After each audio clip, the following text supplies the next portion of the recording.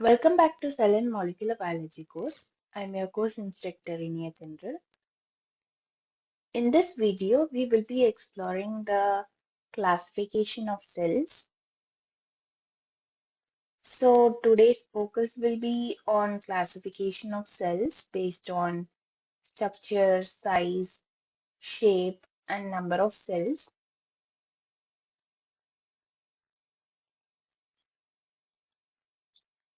Cells are the basic structural and functional units of life. Every living organism, from the simplest bacteria to the most complex plant or animal, is made up of cells. Cells are responsible for carrying out all of the life processes such as metabolism, energy production, and reproduction. These cells can be classified into two major types based on their structure: prokaryotic and eukaryotic cells. Let's start by examining these two categories.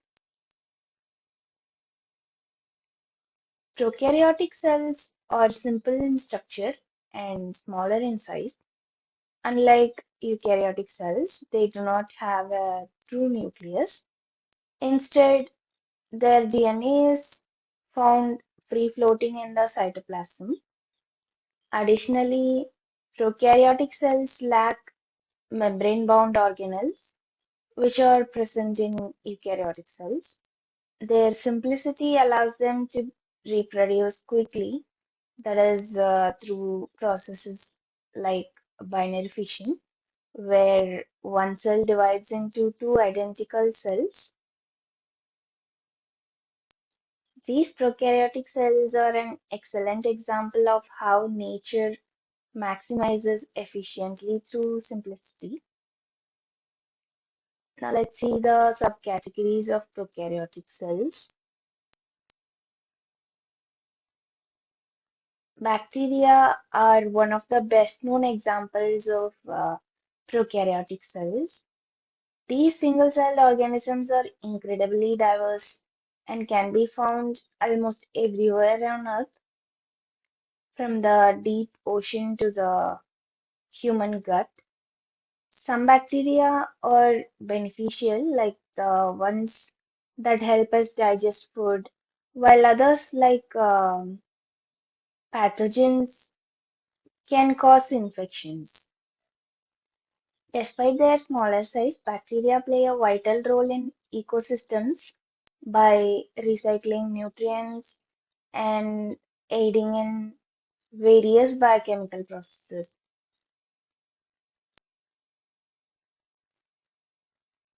Another group of prokaryotic cells is Archaea. While structurally similar to bacteria, Archaea are quite different in their genetic makeup and biochemistry. Archaea are extremophiles. That is, they thrive in harsh environments such as hot springs, salt lakes, and even deep sea hydrothermal vents. Their unique abilities allow them to survive in conditions that would be lethal to most other life forms.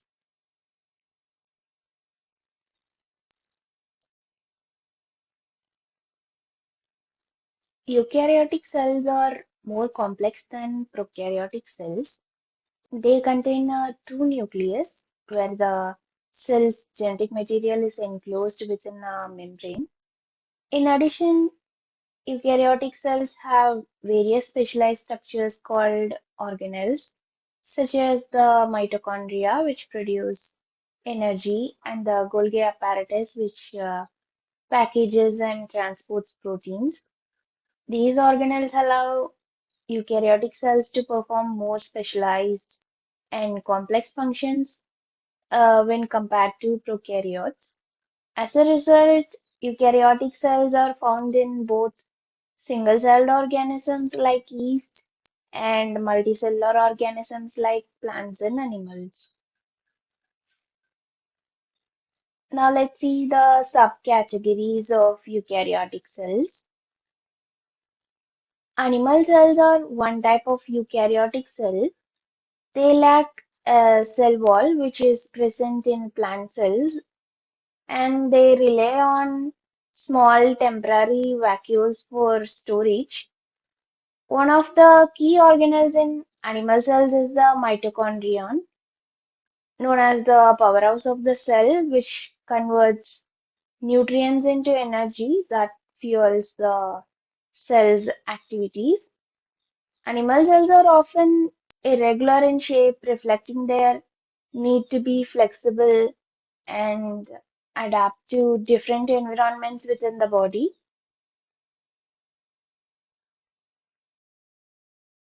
Plant cells, another type of eukaryotic cell, have some unique features that distinguish them from animal cells. Plant cells have a rigid cell wall made up of cellulose, which provides structural support and protection. In addition, plant cells contain chloroplasts, which are essential for photosynthesis. This process allows plants to convert sunlight into energy. Another key feature is the large central vacuole, which stores water and also helps maintain the plant structure.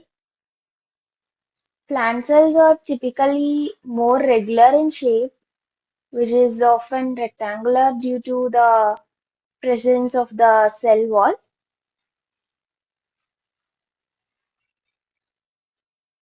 Fungi and protists also belong to the eukaryotic category.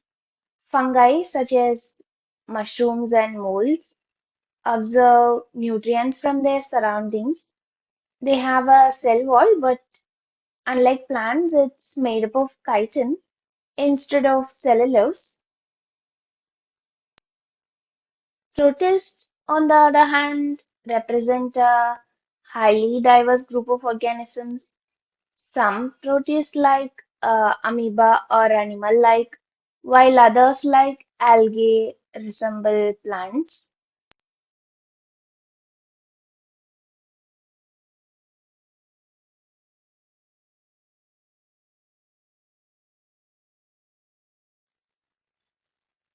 Now let's classify cells based on the number of cells an organism has. Organisms can either be unicellular or multicellular. Unicellular organisms consist of just one cell, which carries out all necessary functions of life. Bacteria and yeast are examples of unicellular organisms. Despite their simplicity, these organisms are capable of reproducing, obtaining energy, and adapting to their environment. In contrast, multicellular organisms such as humans, plants, and animals consist of many specialized cells. These cells work together to perform complex tasks that keep the organisms functioning.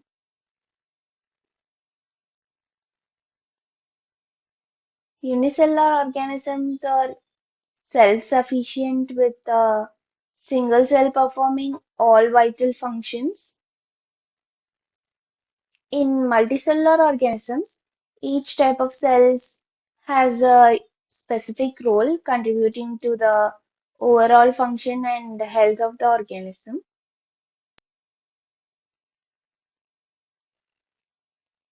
Cells can also be classified based on their shape. The shape of a cell often relates to its function. For example, red blood cells are spherical, allowing them to move easily through the blood vessels, while kidney cells are cuboidal, shape essential for efficient absorption and secretion.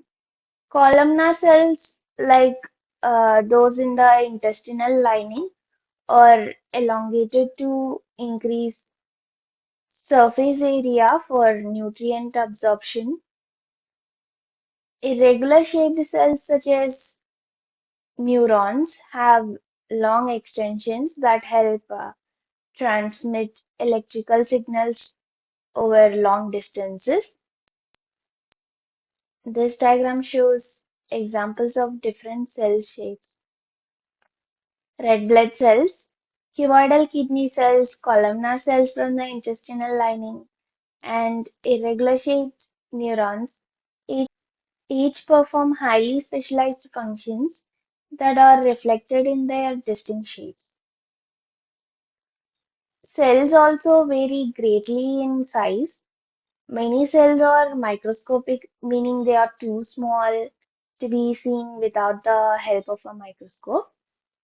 Examples of microscopic cells include bacteria and most animal cells.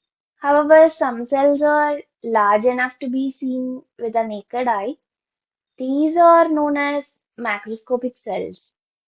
One well-known example is a chick egg, which is actually a single large cell. Human ovum is also considered to be macroscopic cell, that is, it is considered to be seen through naked eye. This diagram illustrates the size differences between microscopic and macroscopic cells. Bacteria and most animal cells are microscopic and require magnification to be seen. On the other hand, macroscopic cells like egg are large and easily visible without a microscope.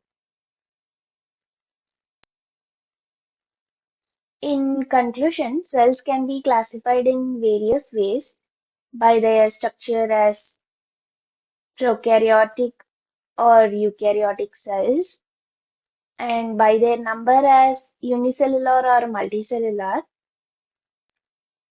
and by their shape, which varies depending on their function, and by their size from the microscopic to macroscopic cells.